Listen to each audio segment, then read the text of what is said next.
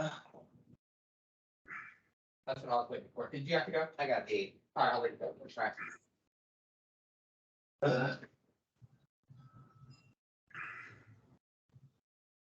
So you don't have to call me.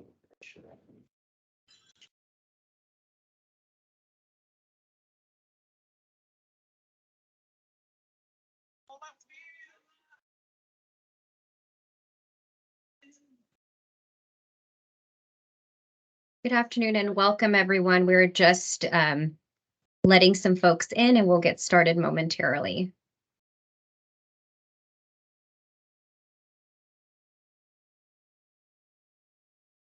And if you haven't already, please make sure to log your attendance in the chat by putting your name and your agency for us. Thank you.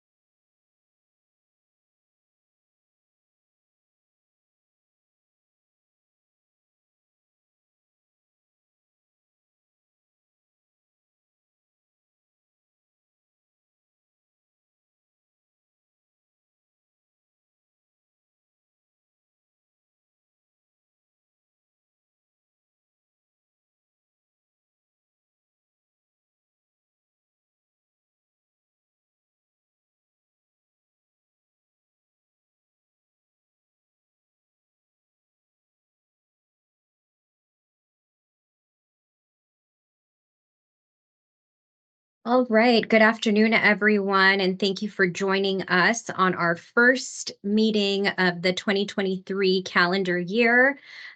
Thank you for being here. Each and every one of you is an integral part of the continuum of care.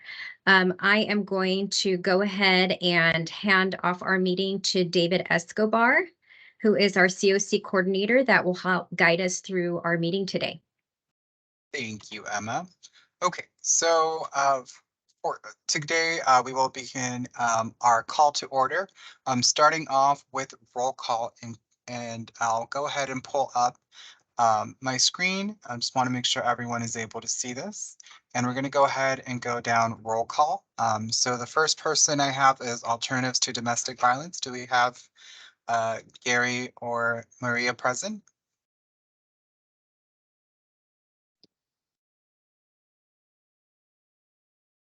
Brilliant Corners, do we have Narmin or Tyler present? Present. Is this Narmin or Tyler? This is Narmin. Thank you, Narmin. Mm-hmm. Then Citizen Advocates for Seniors and Homeless Solutions. Is Jenna present? Okay. CityNet. Do we have Jessica or Proxy attending today? No? Okay. City of Banning. Okay.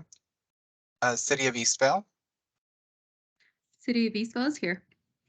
And is this Eva? It is. Thank you. City of Hemet. Yes, Linda Krupa from City of Hemet, council member, is here. Thank you, And Linda. Veronica. Thank you. City of Lake Elsinore.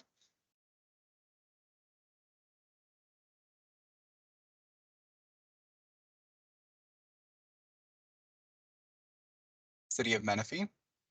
Good afternoon, Edna LeBron with City of Menifee. Thank you, Edna. City of Moreno Valley.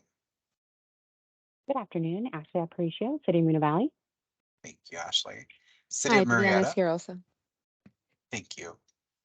City of Marietta. Lindsay Sisti here. Thank you, Lindsay. City of Harupa Valley.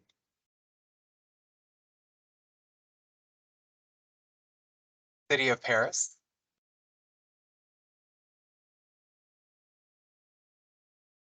City of Riverside. Michelle Davis, President. Good afternoon. Thank you, Michelle. City of San Jacinto.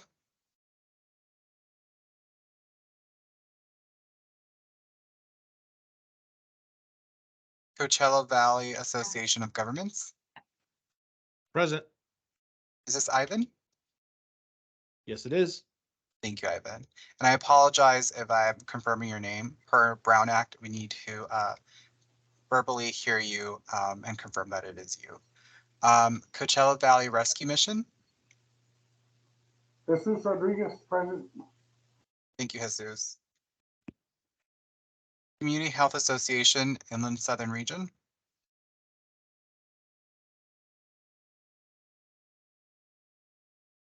Corona Norco Region.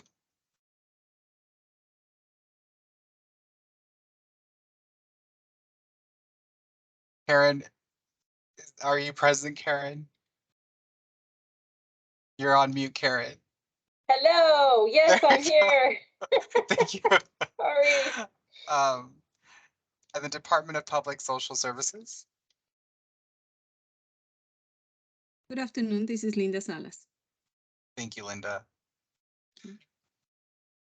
Desert AIDS Project. Present, Monica Atchison. Thank you. Desert Health Care District.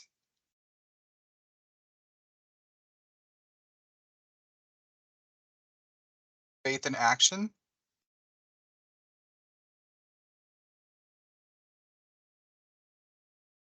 Family Promise of Riverside. Present, Claire Jefferson Glipa. Thank you, Claire. Foothill AIDS Project.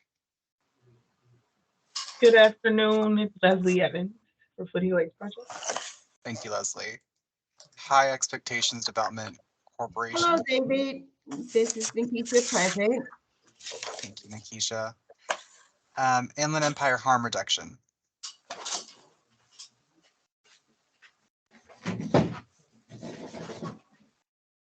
No one for Inland Empire, okay. Inland Empire Health Plan. Hi, David. I'm present. Thank you, Ben. Jewish Family Services of San Diego. Hi, this is Becky.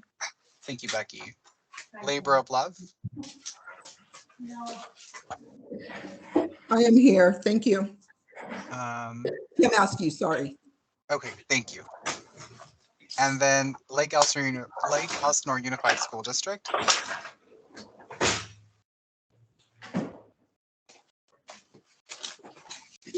Llamas Housing Project.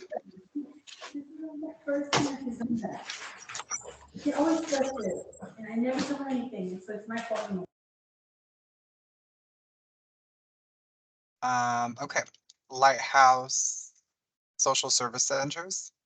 Hi, it's Karen Younglow. I'm here and Brandon's also here. Thank you, Karen. Lutheran Social Services.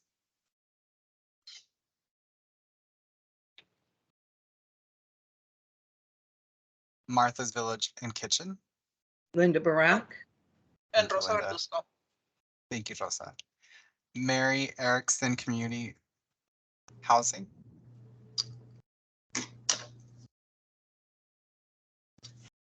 Mercy House. Present. Is this David or Sasha?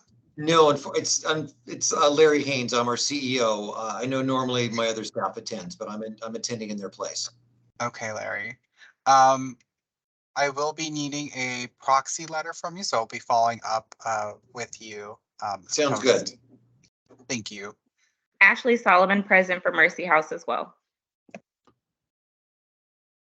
David, I believe Amy Sales with the City of Harupa Valley just joined as well. Okay, thank you. Ray Martinez, president of Mercy House as well. Thank you. And then you said City of Harupa Valley. Amy Sells, you're present. If you could unmute. Yes, I'm here. Sorry. Thank you. Okay. And then we already have one person for Mercy House, so we're good to go. Molina Healthcare of California. Hi, this is Nita Allengard and I'm on the line. Thank you, Nita. Operation Safe House. Hi, Sandra Dunn here. Thank you, Sandra. Path of Life Ministries. Hi, Chris Oberg here. Yeah, Leonard Jarman also. Okay. And Queer Works. Jacob here. Thank you, Jacob. Riverside Community College District. Chris Deck here. Riverside County Sheriff Station Hot Team. Hi, Deputy Cruz and Deputy Ramirez here. Thank you. Riverside University Health System Behavioral Health. Angelica Orozco here. Thank you, Angelica. Riverside Unified School District.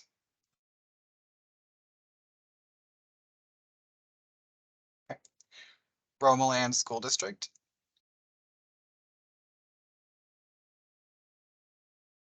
Shelter from the Storm. Good afternoon, Angelina Co here. Thank you, Angelina. Silence Allowed. Aloud Incorporated. Kenisa Jones, present. Thank you. Step Up on Second.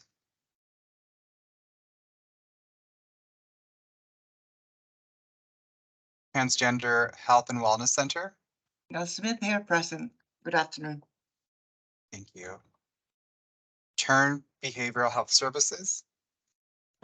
Franco, present. Thank you. Inland SoCal United Way. Hi, Danielle's here. Thank you. US Vets. Hi, Nicole Murray is here. Cool. VA Loma Linda Health Center. Hello, Oscar is here.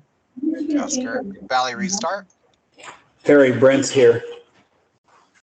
Thank you. And then anyone I might have joined us a little bit after, if you could please unmute and give me your name.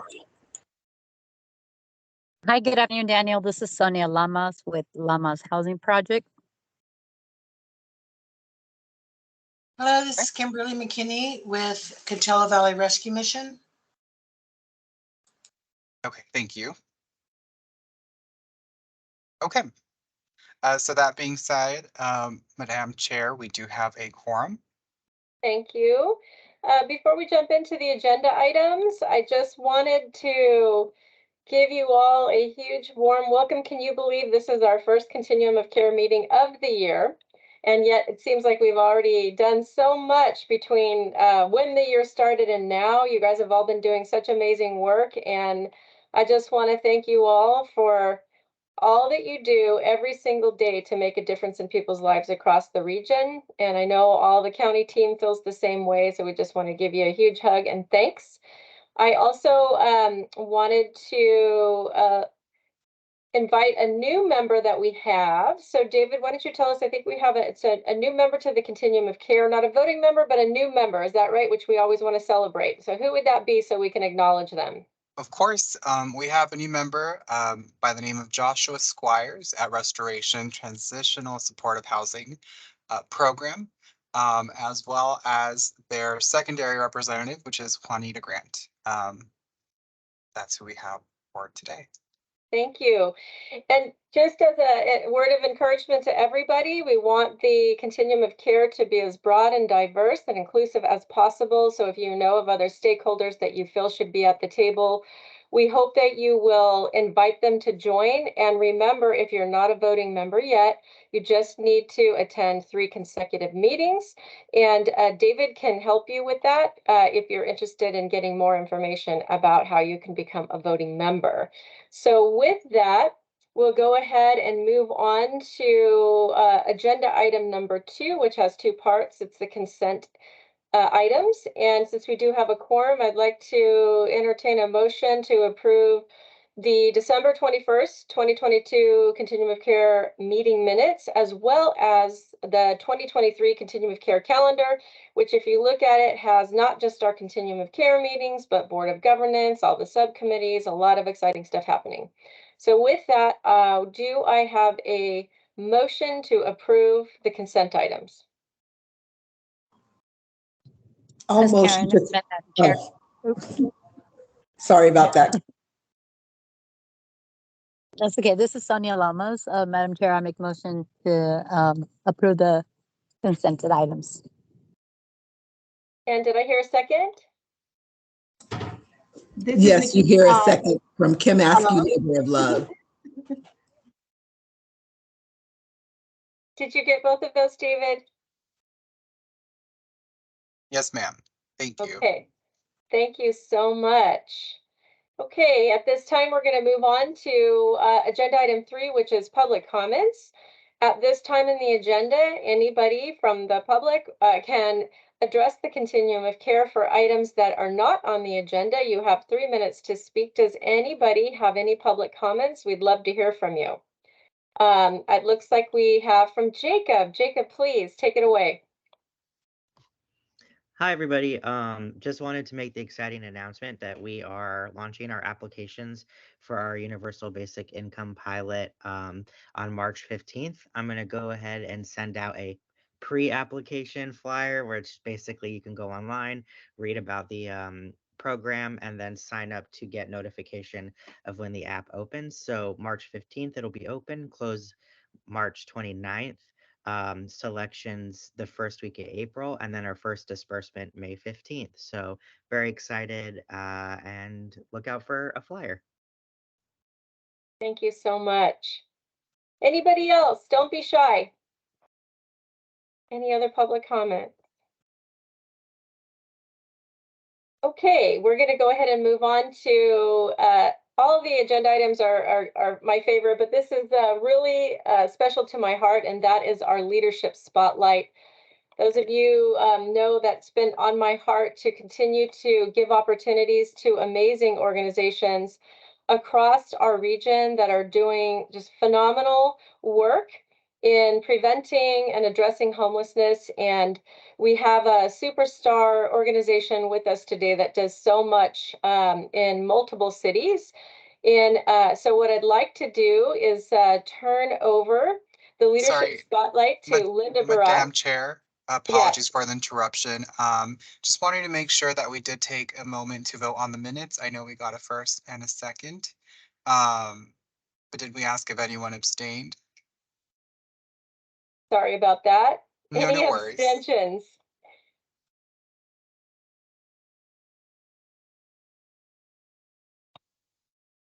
Hearing none, item passes.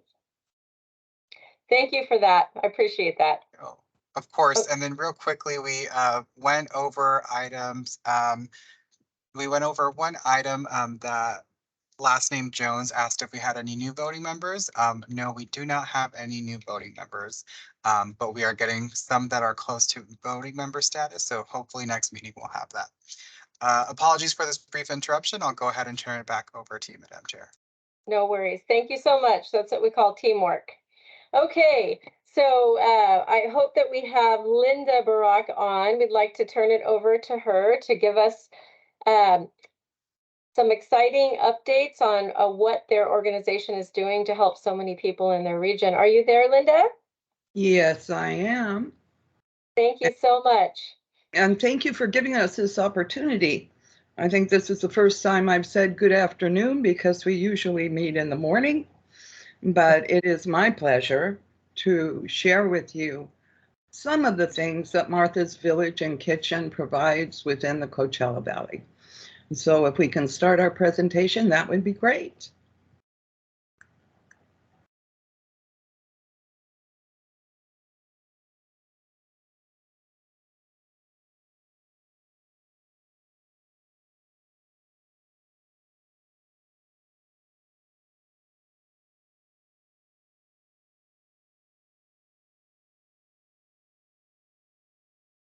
I don't hear any audio.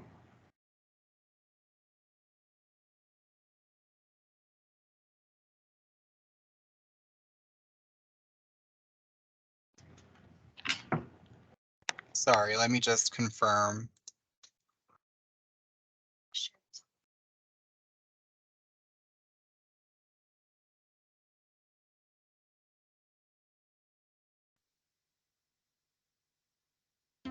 Martha's Village and Kitchen is one of the largest providers of homeless and impoverished services in the Coachella Valley and Riverside County, with over 8,000 people in need passing through its doors each year. Since 1990, Martha's Village and Kitchen has provided meals, shelter, clothing, and countless other services to impoverished and homeless community members. Martha's support helps those who have briefly fallen on hard times, as well as those who struggle with mental health and addiction issues and chronic homelessness. But the most important thing Martha's Village and Kitchen provides is hope.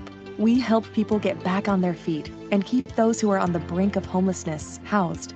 A vital component of the region's safety net, Martha's Village and Kitchen offers a comprehensive array of programs based on the nationally recognized Continuum of Care model, which addresses both the causes and the symptoms of homelessness. Martha's offers emergency housing for families and individuals, nutritious meals, case management, child care, recovery services, employment and education services, and emergency assistance. These programs are supplemented by a thrift store, medical clinic, computer lab, food pantry, resource room, and a cooling center. Martha's Village and Kitchen operates 24 hours a day, 7 days a week. We provide shelter to more than 120 clients each night, and over half of those clients are children.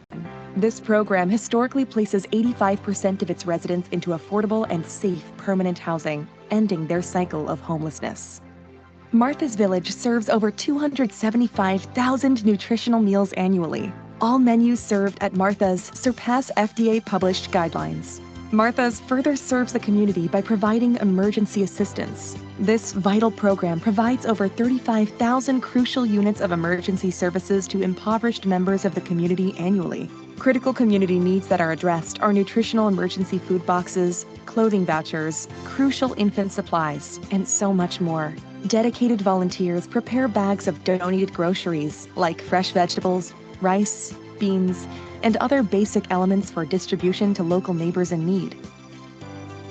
Funded by the Riverside County Office of Education, we offer state-licensed, high-quality childcare for infants and preschoolers ages 0 to 5 years old with little to no cost to impoverished parents. The well-appointed facility and its playground offer a stimulating, safe, and structured environment. The Career and Education Center provides access to employment preparation, career development assistance, and on-site presentations by numerous local collaborating partners to more than 500 residents and non-residents annually. Courses in adult basic education and computer skills are provided, as well as linkages to GED and English as a second language classes. Our career and education staff are Workforce Development State certified. Of those who complete the employment program, 75% become gainfully employed. Martha's Village has partnered with Borrego Health, which operates a community health center open to the public.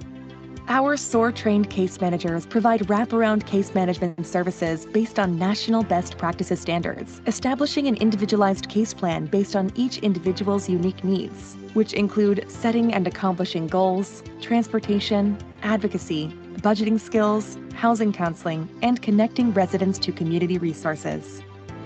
Martha's Village and Kitchen's Homeless Recuperative Care Program is designed specifically to care for homeless individuals who do not have a place to recuperate after hospital discharge. This program ensures that patients will have a place to stay off the streets to recover and prevent returning to the emergency room. The program's mission is to end homelessness through the expertise of Martha's nursing and program staff, to establish medical stabilization, and to provide essential housing wraparound services that include client-centered education and permanent housing options. Through these gateways to hope provided by Martha's Village and Kitchen, people regain their lives, becoming responsible, healthy, self-sufficient, and productive citizens, while passing on their newfound independence and life skills to their children and families. Changing one person's life changes generations of lives. And that's just a small piece of what we do. We also have offices in Palm Springs through outreach where we served over 1,000 people in 1 year. It's quite amazing. Also office in Desert Hot Springs where we provide case management, resources, and employment, and in Mecca as well. So Martha's footprint continues to expand based upon gaps and the need of the community. I think one thing that I find very striking about Martha's is how flexible and ready that we are to serve. And I'm here to answer any questions you might have, but it's been my pleasure to share. Greg? Yeah, I just want to give a huge shout out to Linda. And when she talks about flexibility, I remember, I think it was 4 years ago, Linda, I came to you and gave you about a month to open some warm weather shelters. Right. And you're extremely flexible. I also want to highlight too that Martha's is the selected provider for the $30 million project navigation and transitional housing campus in Palm Springs. So, and it's just a testament to how they operate and how they went from a traditional shelter to one of the best housing first operations I think we have in the country. So kudos to you, Linda. Thank you. And I have an amazing staff. Heavy lifting has to be a group effort, and it comes from their hearts. And I have always been amazed at what the staff can achieve. It's past anything that anyone could hope for, and they do an amazing job at it.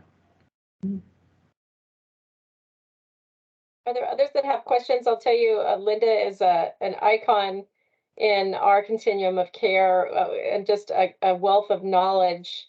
I can't thank you enough for the amazing leadership that you've provided, the great suggestions that you have to try to do what we can to educate our providers to help them to be successful, and the heart that you have to do whatever it takes to do the right thing to help people is unparalleled. And I just want to tell you, I look up to you. And we're just so blessed to have you as part of this continuum of care.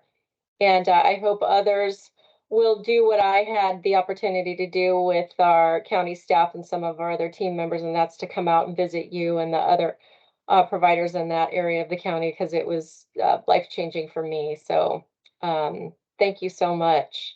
Are other questions or comments? Because you got the expert here, boy, and she can really help. Ben. I just want to thank Linda for her partnership with Inland Empire Health at IEHP. We are contracted with Martha's Village and Kitchen, and we love their staff there. CIS is a great help to our team. We refer lots of members there who need your services, the recuperative care services.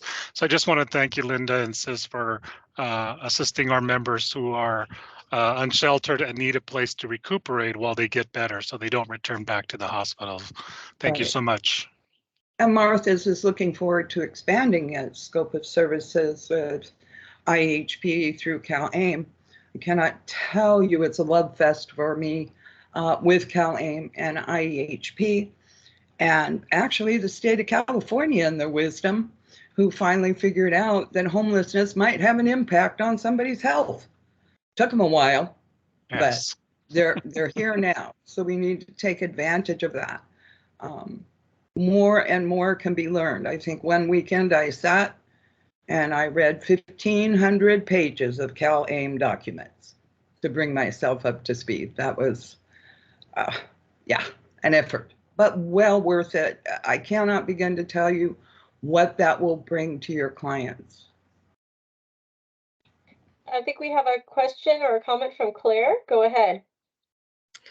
Good afternoon. I was curious, maybe for Linda and the folks on the continuum of care, is it possible for us to schedule a tour from like an administrator standpoint so we can not just only see, but also be able to kind of ask questions from like other folks who are serving in the community? Could we pull that off sometime maybe in the next quarter?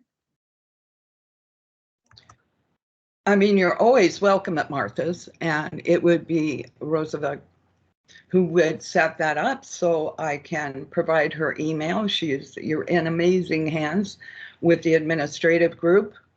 So as far as Martha's is concerned, you can always schedule something. The rumor is we're open 24/7.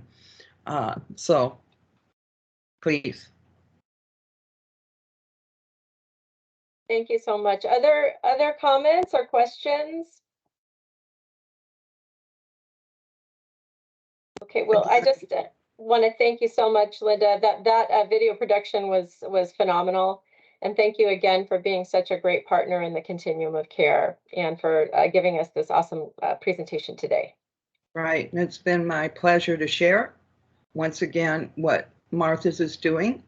And I hope in the near future that more people will become more and more flexible in what they're willing to do and provide. And take a look at those gaps specifically in your community. Every community is different within the county. That is definitely the truth. It's never a one size fits all. All right, everybody, we're going to go ahead and move on to the next agenda item. We're going to start with a series of agenda item 5 under old business, and 5.1 is the homeless point in time count. And we have our amazing Laura Gonzalez from the HWS team. And Laura, I imagine now, so many months and hard work leading up to the count that we just had. Are you getting any sleep, young lady? Because I saw emails from you at like 2 in the morning and 3 in the morning. I am definitely getting more rest, Karen. Thank you. But you know, it was a team effort, and we did it. We implemented a very successful 2023 point in time count in Riverside County, and that's at the end of the day, that's what matters. Making sure that we conduct an accurate count with the help of our providers. So I'm here today, Laura Gonzalez. With the continuum of care, with the planning unit, but also the 2023 point in time count coordinator. I wanted to provide an update to all of you. I'm sure a lot of you were out there counting with us. So a really quick thank you to all for your assistance. As all of you know, the continuum of care is required by HUD to conduct a homeless point in time count. In Riverside County, we collect sheltered count numbers, which are those individuals and families who stayed in an emergency shelter or transitional housing on the night of the count. In 2023, the night of the count was January 24th, 2023. And the way that we the way that we collect our shelter numbers is through the Homeless Management Information System, also known as HMIS. And then our focus for the unsheltered count is canvassing the communities and neighborhoods of the entire county. And our focus is to conduct interviews by engaging individuals sleeping in locations not meant for human habitation. That's kind of our guide as to who we should be interviewing and counting for our unsheltered count. We conducted the count on the morning of January 25th, asking individuals where they had slept the night before. We conducted a count in 28 cities and 10 unincorporated areas. It was a full census bullets count, which means we were out in the morning, all of us doing our best to canvass all of the areas that we had identified, not only the hot spots, but all of the areas in Riverside County. And then we used our mobile devices that we downloaded the survey to ask our unsheltered neighbors questions about their experience and their situation and what brought them to homelessness on that night. All of this information is going to be collected, the sheltered and the unsheltered data. And right now, we still have not received the deadline for HUD as to when we need to turn in our shelter data, but it'll probably be end of March, maybe early April, but generally it's end of March that we submit HUD numbers. We conducted a youth-specific count. It was a 3-day count. We did the street-based count as well. We also partnered with service-based agencies to conduct a service-based count. And then we were ready and on standby if we needed to do any kind of follow-up or revisiting of cities for post-count as needed. Next slide, please. Community participation, we had a great turnout. We are still looking at our numbers in terms of the actual individuals that came out to support the count. From the beginning, we mentioned to all of you that we were getting a lot of registrations through our website, and registration numbers for the general count were over 1,000 individuals, and for youth count over 200. We are seeing that we did have a lot of individuals withdraw their registration prior to the count because of illness or availability had changed. And then we did find a lot of duplicates where some individuals would go in and create, more than one application. So we have to kind of go in and look at our numbers to make sure we get a good idea of how many people participated. We then assigned about 800 individuals to the general account on that morning. And then we're looking at our sign-in sheets currently to see who actually showed up, because we do have individuals that are not able to participate last minute. And so I'm sharing some pictures here with some of our partners that shared their event, City of Hemet and Moreno Valley unincorporated area there. We got great photos this year of our teams in action. So I appreciate all of you that sent us your pictures. Next slide, please. For the general point in time count enhancements, we always strive to improve our count for previous years. We did have that new website that is connected to the Continuum of Care website. Please visit that website if you haven't already. It has a lot of information about the point in time count. It also includes previous reports. We get a lot of requests from our partners that say, can I see the 2015 point in time count numbers? Those reports are on that website. So please visit. You'll get a lot of resources there. We did also this year conduct individual planning meetings with our city and unincorporated area leads. I got a lot of feedback from our leads that they really appreciated that, because it was kind of a one-on-one where we could answer questions and we could assist and participate in their planning, their creation of teams, and really how they were going to implement the count in their cities. So we really enjoyed meeting with all of them during the planning phase of the count. We also worked a lot this year with our experienced street outreach teams, and not only coordinating them, but also strategically placing them where they were most needed during those planning meetings, where we determined, this city might need a little bit more support, or this city is okay. They have, enough volunteers and participation. So it was a great something to include that was new, which we will definitely consider for next counts. Also, we worked with our county departments to focus on those vulnerable populations, like our seniors and our youth experiencing homelessness. And we actually placed intake staff that were ready to provide immediate assistance to those special populations. And so that was definitely something that we want to continue to develop for future counts. We also implemented a count status reporting. All the cities at the end of their count, when they were done canvassing and they were confident that their count was complete, they were able to let us know this so that we could kind of do a check off and make sure all of the cities were covered. There was a couple that said, hey, we need a little bit more time. We need to, maybe go out another day. And so we definitely were able to provide them with support if they needed to do that, so that they could complete that count in their area. And then, of course, the outreach teams were on standby to complete or revisit any cities if needed. In the past, we did have to do that, and we didn't really have something in place with outreach teams on standby, and that created some, it slowed us down a little bit. This year, that was not the case. We had them on standby, but we did not need them. There wasn't any city that required us to do a revisit or anything other than just giving them a little bit more time. So those were great things that we implemented this year that hopefully we can continue in future counts. As you see there, our outreach team partners there, as well as one of our Adult Protective Services, APS supervisor that was at the Palm Springs location, getting phone calls for immediate services, doing intake, and making sure that our vulnerable populations were well taken care of. Next slide, please.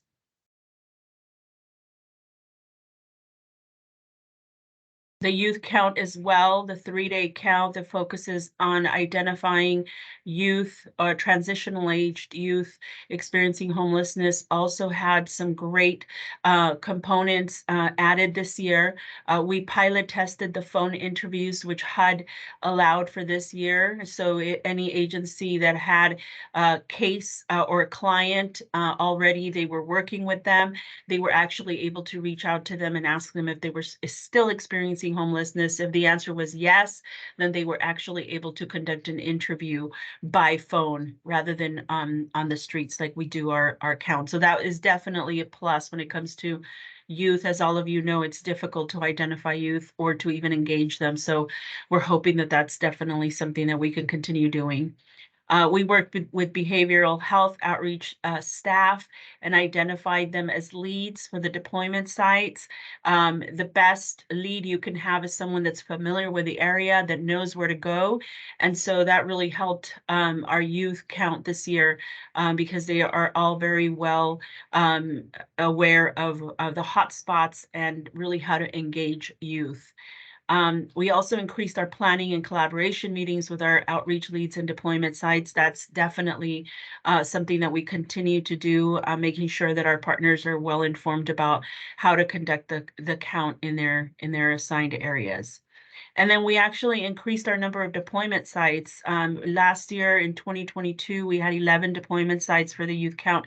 This year we had 16 deployment sites.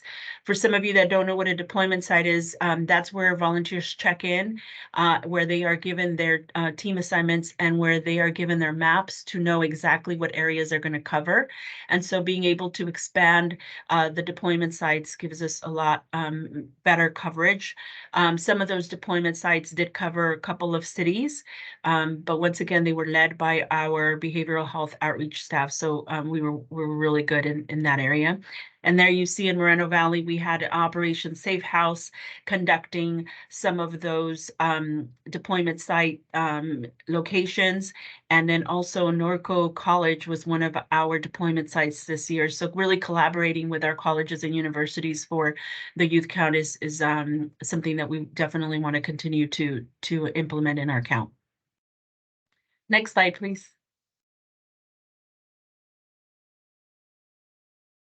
The More Than a Count initiative, we promote the point in time count as more than a count.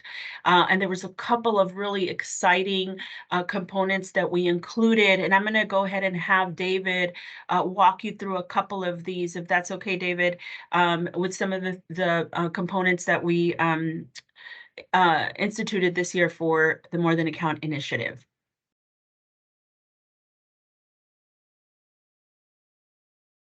Of course. Okay, thank you so much, Laura. So with the More Than a Count initiative, in short, began as a veteran business model, if you will, a veteran referral system. We started this off a few counts ago, and then each year, we try to challenge ourselves here at the CoC to ensure we are taking advantage of this large event that happens annually. As we have volunteers out in our communities making this connection with someone experiencing homelessness, we want to ensure that we get them connected to the services the day of if possible. So we have a 3-tier model of the More Than a Count initiative, and we are so incredibly grateful for all of our partners, such as DPSS, Operation Safe House, Animal Services, the CARES team. We have Hope team, everyone I might have missed off the top of my head. But we have these 4 individuals. Part 1, let me start by pulling back. Part 1 is by identifying vulnerable populations of the day of the count. So the day of the count, we had experienced outreach staff go out with our volunteers, and they were ideally tasked with helping us identify individuals that fell under the vulnerable population sector, whether that be a household with children, a veteran, youth under the ages of 24 or below the ages of 18, and seniors, which were referred immediately to DPSS. So the day of the count, as we had volunteers survey, they knew that if they found anyone that met these descriptions, to flag down a outreach worker. These outreach workers then called someone immediately from these organizations that we have had communication with the day of, and they were able to link them to services the day of. We have multiple stories we'll be sharing with you in later meetings regarding the success we had with this initiative, because we were able to house quite a few people the same day of. That being said, the second portion of that was our request for follow-up services. We had this for the first time ever using the technology that we have accessible to us. We have what's called a webhook. Ideally, a webhook expedites a referral to an agency the same day of. So we spoke to some agencies a few days before the count or weeks before the count and asked if they had a general inbox where they'd be willing to handle a one-day, mass influx of request for services. And we had individuals like Animal Services, we had individuals from in-home supportive services, legal aid, obtaining documentation, healthcare, and Medi-Cal say yes to us. And so the day of the count, as individuals were out on the field identifying these needs and requesting these services, we would automatically spit out electronically a referral to these agencies. So that same day, individuals were referred out to these agencies and they later followed up. Some of these agencies did not have an inbox that they could provide us with. So we just had to wait to receive all the questionnaires and we had to scrub the data. Upon scrubbing the data, we were able to identify that 784 individuals requested follow-up services. And these services are as depicted on your screen for additional causes or needs that they have. We have been working since the count, so almost for a month now, on following up with these individuals, doing a 3-touch model where these agencies are contacting them at least 3 times, and our skilled outreach teams are going out to where their location geo-pinned us, trying to identify these individuals and get them those services the same, following up after the count. That being said, we do struggle in identifying some of these individuals, but we are so grateful for our community partners that have been able to identify these follow-up services, elevating our More Than a Count initiative and our homeless point in time count. Truthfully, not only walking the walk, but talking the talk. And I want to take this moment to also say that if you are interested in helping us with follow-up services, next year, please reach out to myself or Laura, as we will be actively coordinating and organizing the More Than a Count initiative and improving upon this year's model for years to come. Okay, I'll go ahead and stop, and I'll now yield my time back to Laura. Thank you, David. Great explanation of some of the stuff that we did for the More Than a Count initiative. It is a new initiative that we continue to develop and continue to improve. So we're really happy with the results for this year, and we'll see what the outcomes say in terms of how many people we reach out. We will be creating a summary report so that we know exactly how many people we contacted and what kind of services they received. Next slide, please, David. I wanted to provide a data analysis timeline. I know all of you are curious in terms of when will we see the point in time, the 2023 point in time count results. And we definitely, our goal is to release the numbers as soon as we can. However, there's a lot of steps that we need to take to ensure that the data is clean and the data is reliable as well as accurate. And so right now we just finished, or we're working on finishing the data cleanup, removing outliers. Anyone that completed a survey outside of Riverside County, that survey would not be used because they were not within the Riverside County lines. The deduplication process that we talked so much about during the planning, just making sure that a person was not counted twice. And then we really do look at volunteers as well. Whereas someone that used the survey, a registered volunteer, if they were not a registered volunteer, then we cannot use their surveys.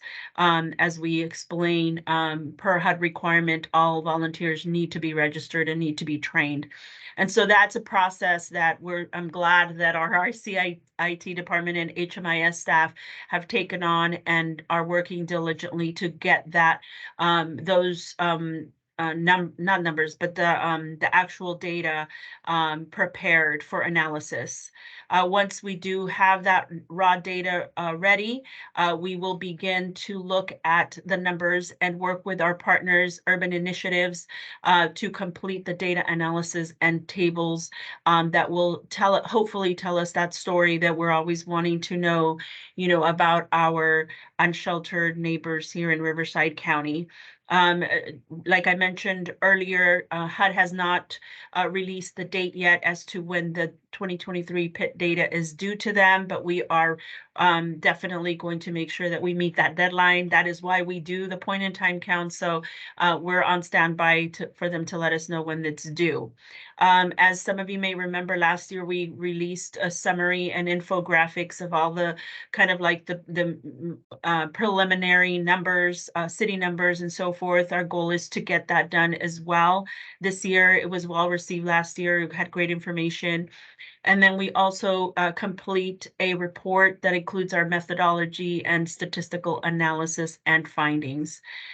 So we're looking at maybe wrapping all of this up by the end of April. We don't anticipate any setbacks, and we will definitely do our best to stay within our timeline to make sure that we get these results to all of our community partners in a timely manner. Next slide. We did share with all of you, anyone that participated in the point in time count, a survey. This is really what helps us evaluate our process and our planning and implementation of the count. It's a satisfaction survey where all of our partners can share things that went well, suggestions for future counts. Many of the components of the count have come out of our participant feedback. We take it very seriously, and we do our best to take all the great suggestions you have and implement them in our future counts. Areas such as communication with participants, the check-in process, the registration process, what to expect. As you see that picture there in the center where it says what to expect, I always take away a couple of important points in my participation in the count. This year, we conducted our unincorporated area count the day after the general city count. And when we had our volunteers come out, they were not anticipating going into the woods for the unincorporated area count. And so, as they were, looking at me like, why are we going in here?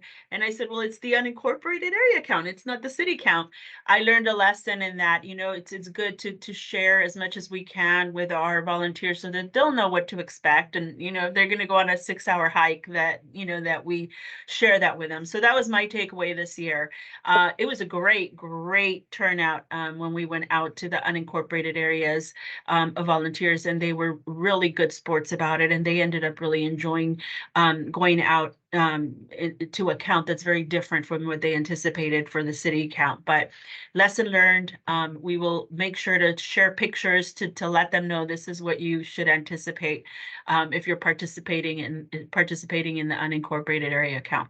So we got about 181 surveys completed for the general count, about 53 for the surveys for the youth count, and everyone gives really great feedback. So I'm looking forward to really looking at that feedback from our partners and making improvements where we need to.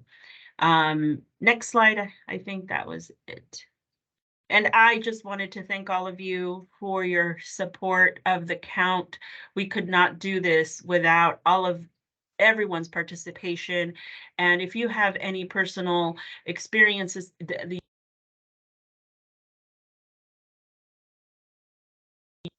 please share them with us. We're happy to hear anything that you have in terms of feedback. You went on mute again. It keeps muting me. My time's over. No. But thank you all. It was a successful count in my personal opinion, and I hope that you join us for our next count. Thank you very much. And I can take any questions if anybody has any questions. Any questions? Michelle? Just a quick question. Thank you for all your hard work, Laura. This was our first time, we have a new city manager, Mike Fertrell, who this was his first point in time count. So he was really impressed on how the county had worked with us to set it up at the Access Center. And then he also got to see our PSET outreach team in action. So we want to thank you for that opportunity. And then the question I had was, the city data, is that going to be sent out to the city managers by April 14th or just around April 14th? I would say at the latest April 14th. That's our kind of our goal. Things are kind of moving as they should. So we are not anticipating any setbacks, but that's our goal. Thank you. Restart. I don't recall hearing the age group for youth that were surveyed. The youth count focuses on the 18 to 24-year-olds, the transitional aged youth. But we do sometimes encounter unaccompanied youth under the age of 18. Not very often, but we do encounter them. But the youth count is the focus is transitional aged youth. Okay, thanks. Of course. Laura, hi, Sonia Lamas. Quick question. So the reports, will they be going out? I heard you say to city managers a little bit on or before the 14th. Will we also get those as a member of the CoC? Absolutely. Okay. We do kind of our process and sharing kind of the results with our executive office as well as the board of supervisors. We do present the numbers to this board of supervisors for the review and approval, and then we definitely will be sharing those with our continuum of care partners. You were also involved in helping us implement the count. So yes, Sonia, we will definitely share these with you. Fantastic. Thank you very much. You're welcome. Other questions or comments? Okay, well, I just, on behalf of the whole entire continuum of care, Laura and the HWS team and the other county agencies, but especially Housing and Workforce Services, you guys do the heavy lift on this, and I know everybody from the top all the way through, every single employee was involved at many levels for many hours. And we all just want you to know we don't take it for granted. This data is critical to getting funding into our region. And you make it look easy, and we just want you to know how much we appreciate everything that you do. And Lori, you're never allowed to be transferred from the PIT count project, okay? Because we need your leadership and continuity every year, okay? I appreciate it, Karen. We have a great planning team as well that did so much. It is a lot of work, but it's definitely an experience that hopefully all of you are able to participate in some way in the count. Thank you so much. We're going to go ahead and move on to the next agenda item, which is agenda item 5.2, the Housing and Homeless Incentive Program, the HIP program. And we have Amy Primrose from the HWS team who's going to give us an update about this. And then after Amy is done, I do want to give a couple of shout outs before I turn it over for some public comments. So Amy, we're looking forward to your presentation. Hi. Thank you, Karen. Good afternoon, CoC. My name is Amy Primrose Puente. Some of you may recognize me from my previous role as part of the Housing Crisis Response Team Veterans Outreach with behavioral health, where I was worked in outreach, providing direct services for 6 years from 2013 to 2019. I'm excited to be back, and I look forward to partnering with you all in my new role as program specialist with Housing and Workforce Solutions. I have to tell you, I feel so honored to be part of a systems level change, and I'm really passionate about that. So I'm really excited to be in this position. So in this new role with HWS, I'm the project coordinator for the HIP program. And I'm really excited to be part of this program, and not only because of the opportunities and the resources that these investments are bringing to our county, and what that means for our unsheltered neighbors, But because a multi-systems approach to ending homelessness is the heartbeat to a no wrong door approach. So that I just feel like we're in really exciting times, and I'm glad to be a part of it. So for the HIP updates or the HIP updates, the Form 11 was submitted to the Board of Supervisors on January 10th. It was approved, and we were given delegation authority to enter into contracts with our subrecipients. All the agencies that will receive award have been notified, and we're working diligently now to finalize those contracts. I think I thought that we had a slide to show, maybe not. But I'll also put my contact information in the chat box. So if anybody has any questions or anything regarding HIP, you can contact me, and I'll put my email address and my direct line in there. But here's the slide for the HIP incentive program. These are investments that IHP and Molina Healthcare are making into our community. So you'll see we have CS, street outreach, emergency shelter, recovery homes, housing development, and system infrastructure, totaling $35 million, a little over 35, almost $36 million. So if anyone has any questions, I'll do my best to answer. We're still kind of figuring this all out, but I'll also provide my information in the chat box. Michelle? Or should I say Madam Vice Chair? Hi, Michelle. Hi, Amy. Welcome back. Glad to Thank see you you. back. I enjoyed working with you. Would we be able to get a follow-up update on the housing developments that will be funded under the HIP program as well? And I see. Sure, absolutely. Thanks, Greg. If I can just add, Michelle, we're meeting with senior leadership with IHP, I believe next week.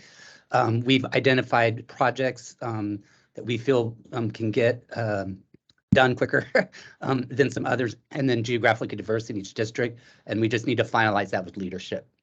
Awesome. I love seeing these long-term solutions being funded, because I know the shelter providers, they're on the front end, and there's not enough housing for folks to exit into. So I'm glad to see this investment.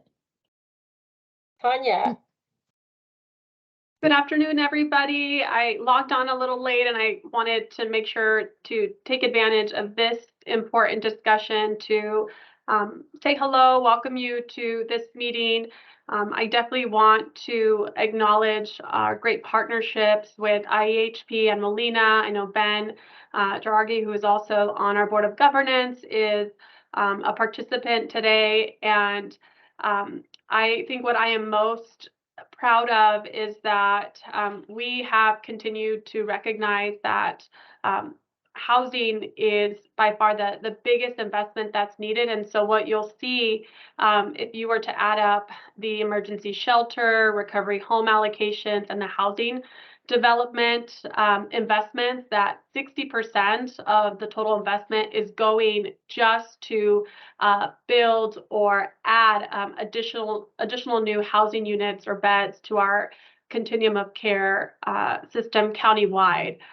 So that is huge. I think when you speak to providers across the board, the one thing they will tell you, whether they deliver street outreach services or if they're providing, direct rental assistance, is that we need more affordable housing units. We need more access to shelter beds, and the HIP investments that are being made here will do just that.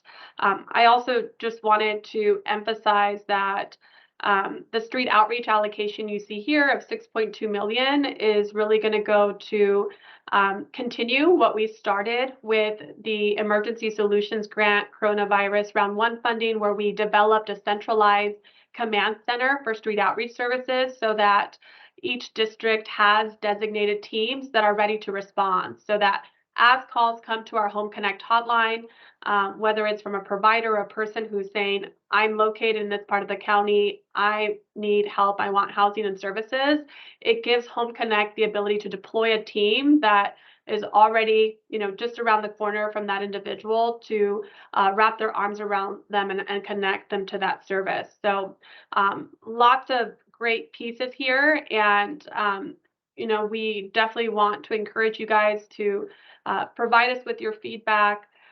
Know that our plan is to keep you updated on our outcomes. So on a quarterly basis, you'll be hearing from us on how many people we've served, how many placements have been made.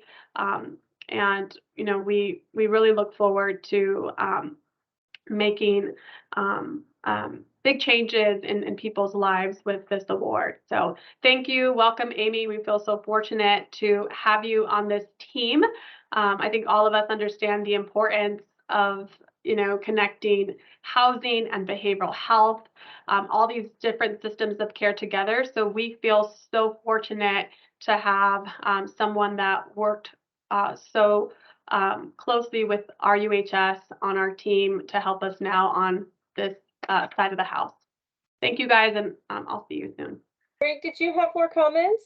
Just a couple more is I want to recognize Nita's on from Molina as well. Tanya got Ben from IHP, and welcome, Amy. I'm glad you get to do the detail stuff now. But I just really wanted to highlight too, we did this presentation when we were finalizing kind of the buckets to you all at the CoC, but we continue to meet weekly with IEHP and Molina on finalizing, to your point, Michelle, the housing developments that we want to do or refining some of the buckets. But this partnership is being recognized statewide as one of the most advanced HIP investment, centering around not only our action plan, but a deeper dive than what the state's original metrics allowed for. In fact, I was on a call with the congressman's office today, and it was even recognized by the congressional office. Somebody got back to them about this model. So what we're looking at, this is ARPA funded, so that's why it's the type timeline, but it is being done through CalAIM. And what we're hoping as a county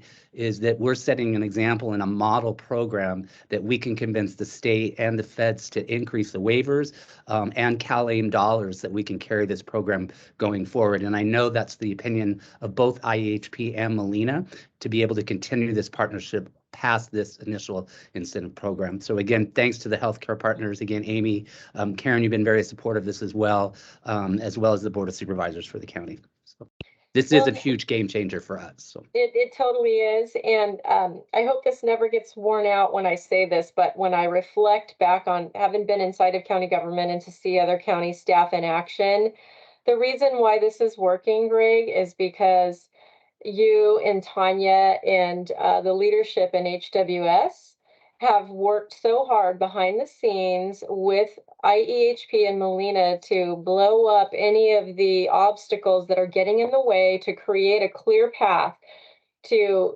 bring the funds to the gaps in our system with our plan. And that doesn't mean getting around anything. It means being strategic to make sure that the funds go where they need to be. So this slide, nobody has any idea how many thousands of hours went into all the work. And I just want to thank you two, especially because myself and Michelle spent, many meetings in this process, but you guys were the ones doing the heavy lift, and I know you're working on the final details for the contracts, and then there's going to be all the contracts with the different funded agencies. So thank you for that. thank you, Karen. 35 million, everybody, give it a woohoo. Okay, does anybody have any other questions or comments on this amazing infusion of money into our continuum of care? Okay. Let's go ahead and move on. We're going to move to the series of 6 agenda item. Agenda item number 6. We'll start with 6.1, coordinated entry lead update. Do we have our wonderful Myrelle with us today? We do. Good afternoon, CoC members. My name is Myrelle Cabazon, and I am the CES coordinator here with Behavioral Health's Home Connect program. I'm going to go ahead and share my screen really quickly, if I may. Actually, I don't even have the share. Oh, I do. Share my screen really quickly so I can show you all the CES lead updates for the month of January. I hope everyone can see that okay.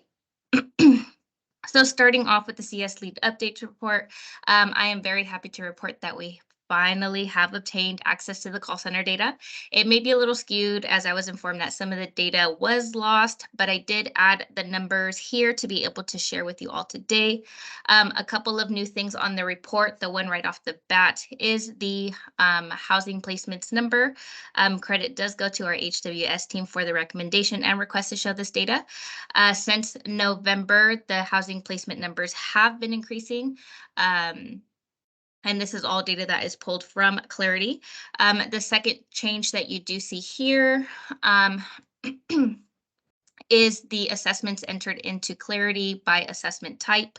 Historically, the report has shown assessments broken down by age, and now it shows VI SPDAT used, whether it is the TAY VI SPDAT, single adult, or family VI SPDAT. Pulling this data does allow Home Connect to see if the correct assessment is being used, which is not necessarily always the case. There's times where it is a TAY individual and the single adult is being assessment is being used, but nothing a little training can't fix. Another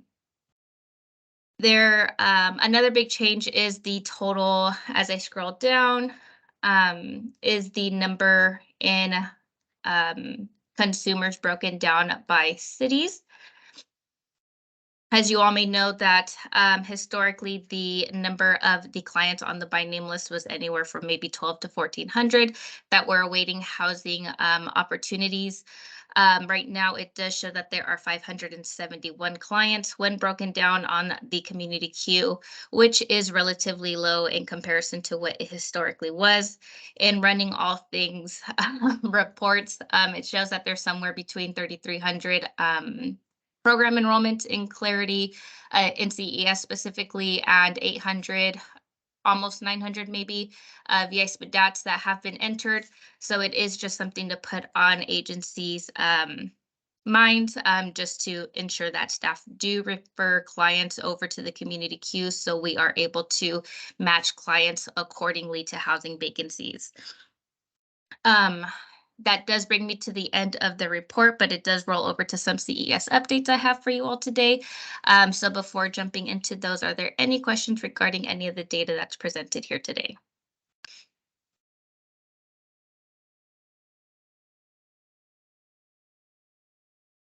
All righty, I don't see any raised hand. Oh, yes. Michelle. Yes, Madam Co-Chair. Oh, you're on mute.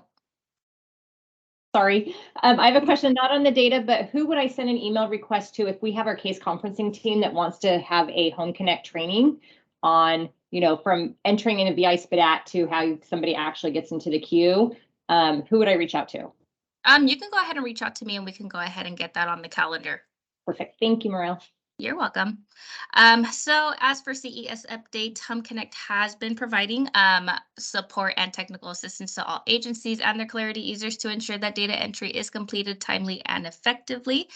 To help with this, we have been using the biweekly CES partnership to help train staff on different necessary functionalities in Clarity. This has further developed adding a FAQ section to the CES meeting minutes, as well as a tip sheet that does contain instructions on how to refer clients to the community queue. It is a working document, so the more we can add to it, we will be sure to do that. Although it is a great idea, I cannot take credit for this, as it was our amazing OA staff who thought of this and took the initiative to add this to the meeting minutes to be able to distribute to our CES distribution list. Another update is Home Connect has been in contact with our media team to develop trainings or training modules regarding Clarity data entry and necessary steps to ensure data quality is at 100%. We do not have a date of release as of yet, but it is in the works to develop this for current staff who do utilize Clarity and new staff as they come in and who will be using Clarity. Lastly, in utilizing Clarity and in partnership with HWS, Home Connect has been actively reaching out to agencies regarding their open vacancies, as noted in Clarity, to initiate sending referrals to fill those open vacancies.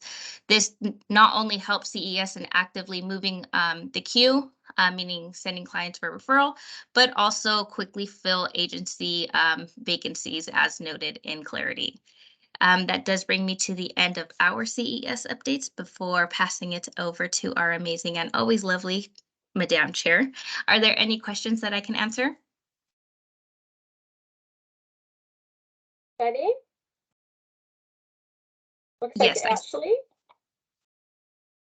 I just Go ahead, wanted to Ashley. see if you could possibly scroll down for me so I can get the Families with Children Home Connection and Housing. Thank you so much. You are very welcome.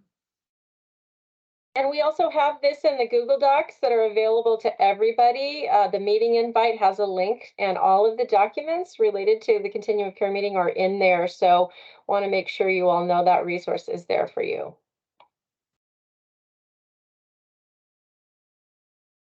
Okay. All righty. I'll go ahead and pass it over to you, Madam Chair. Thank you so much. Okay, we're going to move on to the Board of Governance update.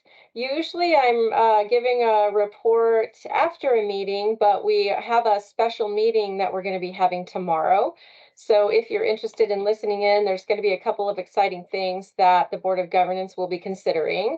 First is a review of the 2021 ESG allocation. There's $300,000 that we're going to be considering to take action on, and especially in light of the need for rental assistance. Also, we're going to be looking at HAP unspent funds and a critical need that we have to address our homeless youth population. So we're going to be discussing that. And then also, I believe there's going to be some exciting award recommendations for $1.5 million in rental assistance. That was really great to see the HWS staff do such a great job integrating multiple funding resources into one RFP. Shout out to Tanya and her team. So there, I think it includes HAP funds, cash, and ESG. Did I get that right, Tanya? That's correct. Okay. Oh, thanks, Emma. So anyways, the BOG meetings are public. You're welcome to listen in and hear about the exciting funding opportunities that we're going to be considering. So does anybody have any questions regarding BOG meeting tomorrow? Okay. And now we have the next agenda item is going to be the CoC and HMIS lead agency update. I believe we have our wonderful Emma. Are you up on deck now, Emma? I am. Thank you. David, can you please cue the slides? Thank you. We can go ahead and advance to the next slide, please. David is currently having issues. He'll bring him up in just a sec.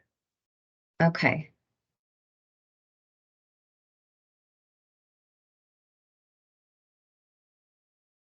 All right. Well, we are working through these technical difficulties. There is a video that we are going to share of the longest night event, which occurred December 21st of 2022.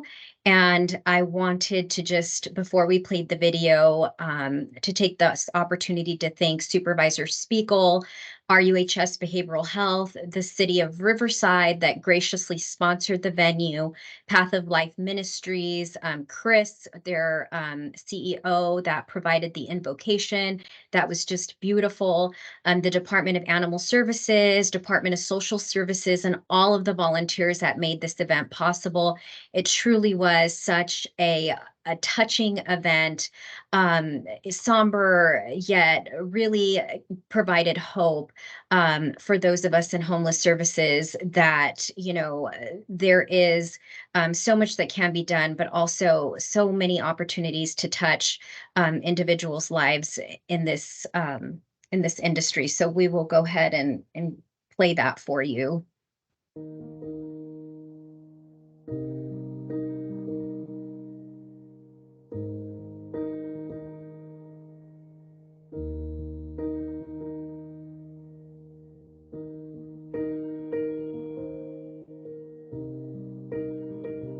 It is very important for us to remember those that lost their lives without housing. We can do so much better here in Riverside County, and that is if we work together and that we raise awareness and that we reach out. It's not an easy place where these folks live, but we can help them do better. You know, when we work together, we have a variety of people, and there are so many partners, and that's how we're going to be successful. We need each and every one of you to step up in some way to be a part of this. Particularly this time of year, the longest night, our hearts are bigger, we tend to be more giving. And let's take advantage of that and reach out and give a little bit more. I think anytime we have a memorial, we're here not only to remember those who have passed away, but to commit to do better. And so on behalf of the county team, that's our role, is to work together for services, for housing, for shelter, to connect people to resources, to stop this cycle of people passing away homeless on the street. Our neighbors who are homeless are always somebody's somebody. Every single person on earth is someone's son, someone's daughter, and I think it can be easy to forget and lose sight of our homeless neighbors and have people become a number or a statistic, which is why we read the names, so that people remember that these are real faces. Again, someone's son, someone's daughter. And then last but not least, I would want our communities to remember that we do have solutions that work. Housing works, mental health treatment works, substance use treatment works. And it's up to all of us together, collectively, to grow those solutions to the scale that we need them to really make a difference for all of our unhoused neighbors.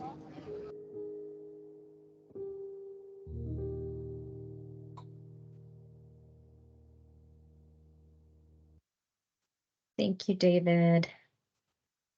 So we will go ahead and move on to the next slide.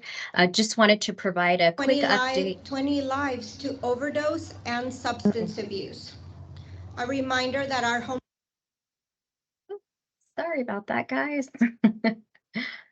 All right. Just wanted to provide a quick update on our rental assistance and rapid rehousing invitation to bid, which closed on February 2nd of this month. We received 12 bids totaling over $5.5 million. The current funding is $1.5 million. We will be presenting funding recommendations, as our Madam Chair mentioned, during her BOG update tomorrow at the BOG meeting, and we will have an update on awards at our following meeting. Next slide, please. CoC staff will be submitting an application for the State Encampment Resolution Fund program for the San Jacinto River Bottom, which will include a multi-jurisdictional partnership between various county departments, inclusive of RUHS Behavioral Health, Animal Services, DPSS, Parks, Flood, cities of San Jacinto and Hemet, and the Saboba tribe of Lusueño Indians. The following 5 components that you see in front of you will be included in our proposal modeled after the San Jacinto River Bottom project. They'll include street outreach and case management, bridge housing which includes acquisition of additional bridge housing, working with behavioral health to incorporate recovery beds, development of permanent housing, and also supportive services. We are working with our HUD consultants to develop this proposal, which will be submitted on February 28th. And we are hoping to ask for the same amount that we asked for the Santa Ana River Bottom, which was around $11 million. Next slide, please.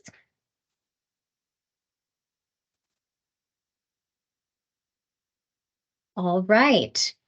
So our emergency food and shelter program request for application is currently open and is set to close next Monday, February 27th for rental assistance, food, and shelter. It will cover the period that is on the slide. If you have questions about the application or the EFSP program, please contact Rashana Walker for any inquiries, and you can contact her by emailing the CoC directly. I can also place her direct email in the chat box after I get done with my presentation. Next slide, please. Lastly, we have an update from our Housing Authority of Riverside County for the emergency housing vouchers that were received from HUD for chronically homeless, domestic violence and at-risk homeless, and those that were housing insecure. CES received 900 home connections, of which 271 vouchers were issued and 200 have moved in.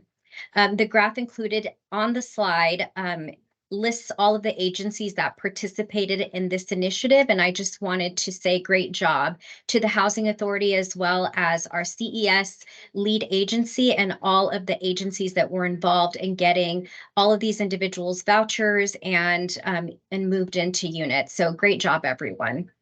And that concludes the CoC leads update. Thank you, everyone. Does anybody have any questions for Emma?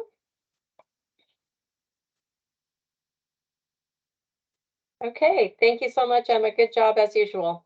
Thank you.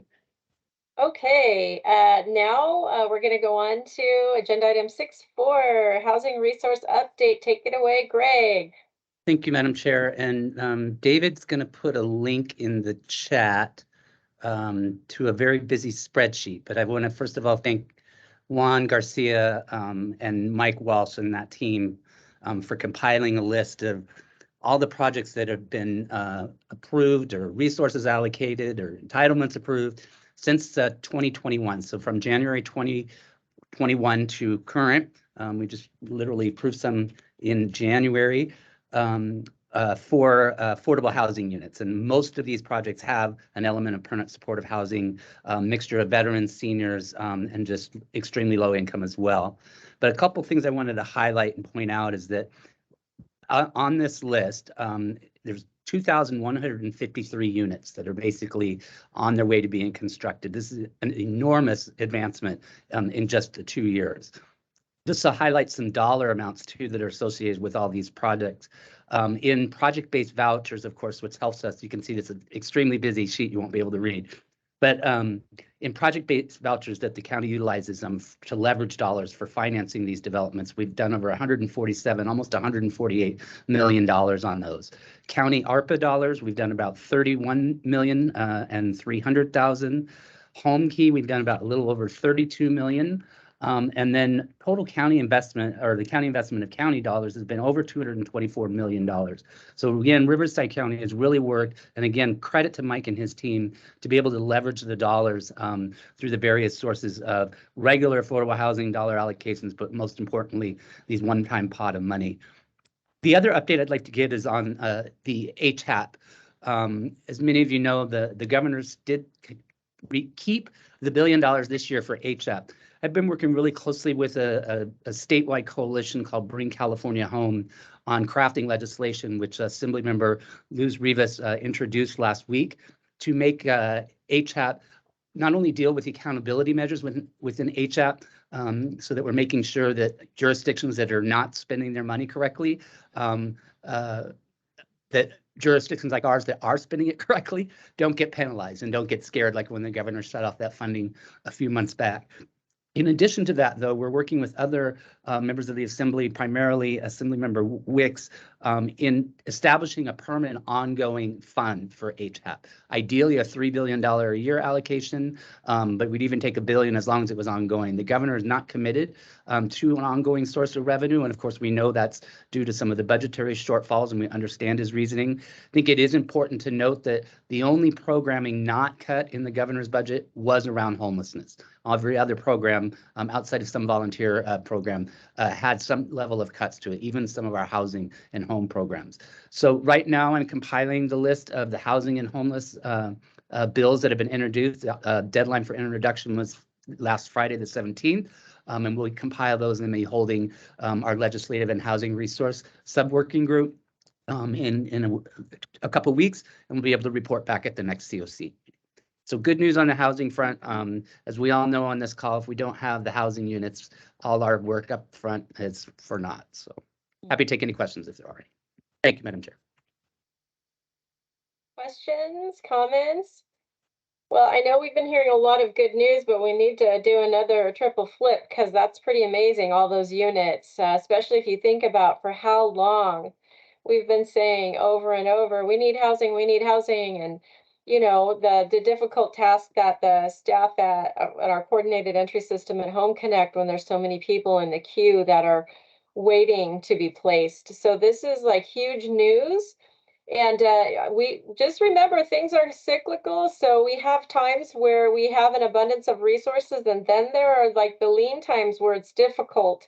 So we need to reflect back if we move into some lean times, especially because I think things are changing at the budget level at the state, right, Greg? So we might be heading into some leaner times. Would that be a fair way to just characterize it? It's a very fair way to characterize it, and I think that's the additional beauty of the IEHP and Molina partnership. It's giving us a little bit of cushion.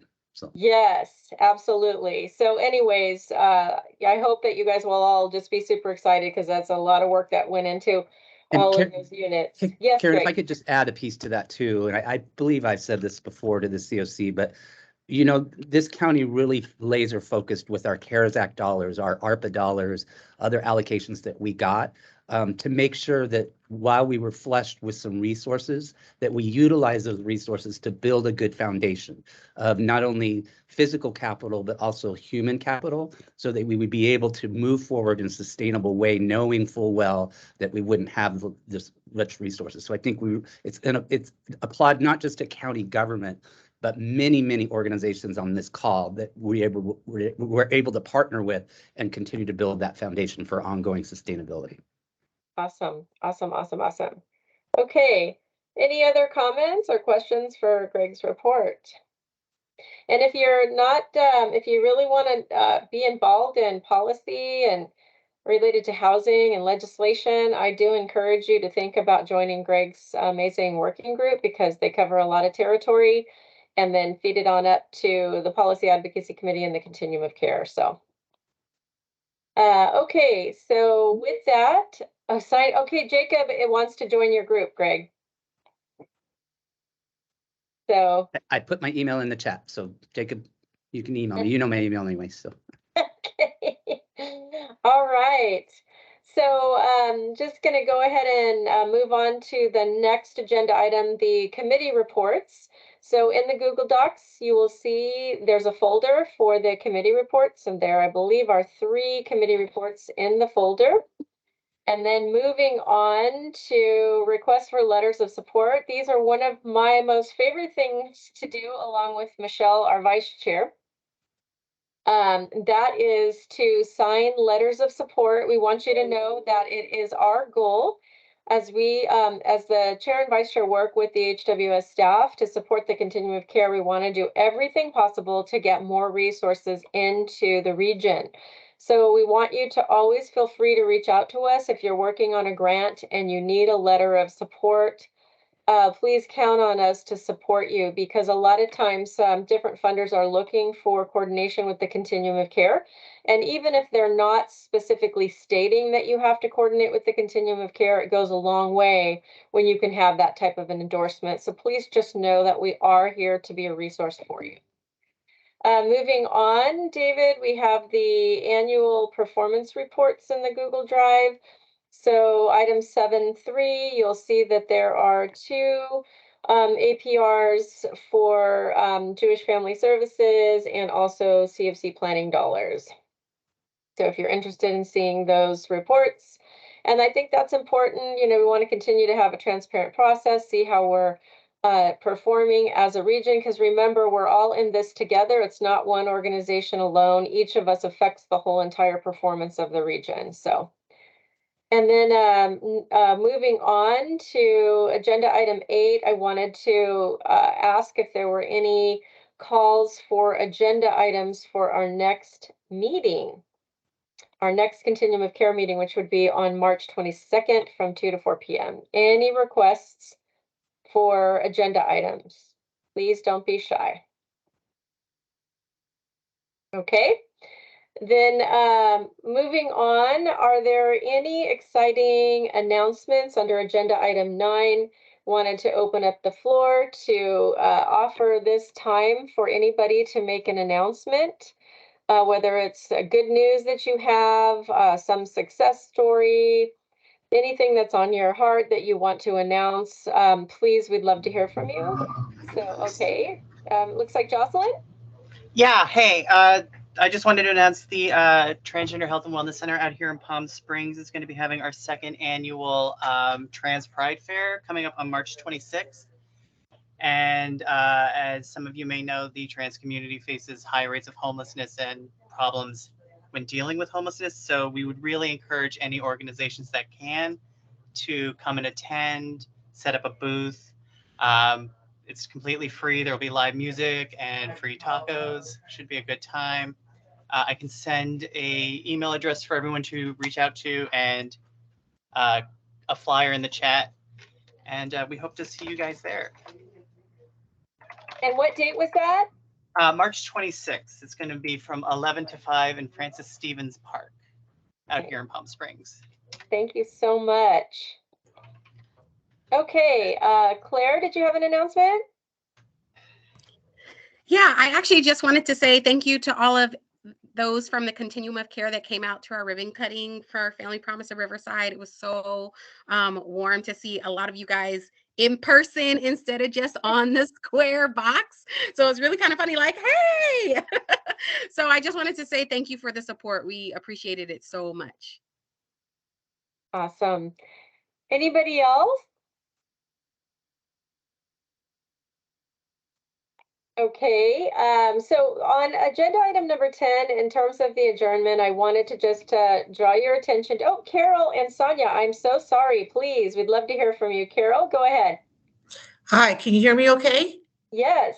Okay, several things. First of all, Faith in Action of the San Gorgonio Pass will be having a community resource event with emphasis on COVID information this Saturday at Nicollet Middle School here in Banning. And there will be all kinds of children's activities and other resources that'll be available for anybody and everybody to participate. And the event is free. Number two, this is an announcement that's been over a year in coming, but I am just thrilled to let you all know that the city of Banning has contracted with Faith in Action to provide case management and wraparound services for the Opportunity Village there in Banning. And for those of you that have been on this journey with me, you know that this was a hard battle to win, but it's happening. And third, Faith in Action received notice this week that the Banning Chamber of Commerce has named us Nonprofit of the Year for 2022. So we're thrilled with all of these good news items. Thanks. Congratulations, Carol. That is amazing. We're so proud of you and the impact that your organization is making in that region. And the recognition is well deserved. You've been working so hard to make a difference. I know I've had a lot of really wonderful conversations with you just about what you're trying to do to bring different organizations together and truly make a difference. So congratulations again. Love those announcements. The journey continues. Yes. Sonia, let's hear it. Okay, so as you know, not only do I have, the organization Llama's Housing Project, I also serve on the executive board for Valley Restart Shelter in Hemet. I am their vice president. And one of the shelter's biggest challenge throughout the last year and a half was, having the ability to secure and implement a emergency housing ordinance with the city of Hemet, which was accomplished back in June of 2022. Most recently, we finally got our permits approved. So we will be breaking ground here real soon on the infrastructure to implement a new pallet home shelter, which is really amazing because it's been about a year and a half. And, we have accomplished that with the help of the city of Hemet. So just very pleased to announce we had kind of kept it, quiet, but we've just recently awarded the contract. So we're super excited. And I just wanted to take the opportunity to share. Congratulations. This is a shout out to the Valley Restart, to the city of Hemet, to everybody that has been involved to make a difference. Sometimes it's a long process over time.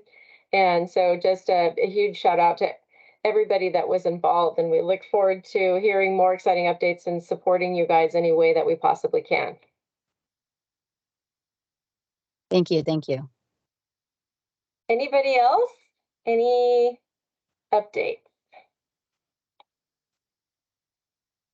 Okay, well, look at this, everybody. It's 3:40. We actually finished early, so I know you guys all are extremely busy. You have some extra minutes in your day. As we close out this meeting, I think you all know it's extremely cold out right now, and a really terrible storm is rolling in. So as we think about the impact of the weather in the region and our folks that are suffering on the streets, that still don't have resources yet, let us continue to be motivated to do everything we can to get this county to functional zero. What do you think? Can we do it, everybody? Let's do it. So anyways, yes. Thank you guys so much. Appreciate everybody more than you know. Have a great rest of your day. Take care. Thank you, Karen. Thank you, Karen. Thank you. Thank you. Thank you.